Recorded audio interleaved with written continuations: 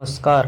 मुख्यमंत्री लाडकी बहीण योजनाबद्दल शासनाकडून एक मोठी घोषणा करण्यात आली आहे. लाडकी बहीण योजनामधून आपल्या महाराष्ट्रातल्या खूप साऱ्या महिलांना आतापर्यंत 3,000 प्लस 1,500चे 3 हप्ते मिळाले आहे, म्हणजे 4,500 रुपये मिळाले आहेत.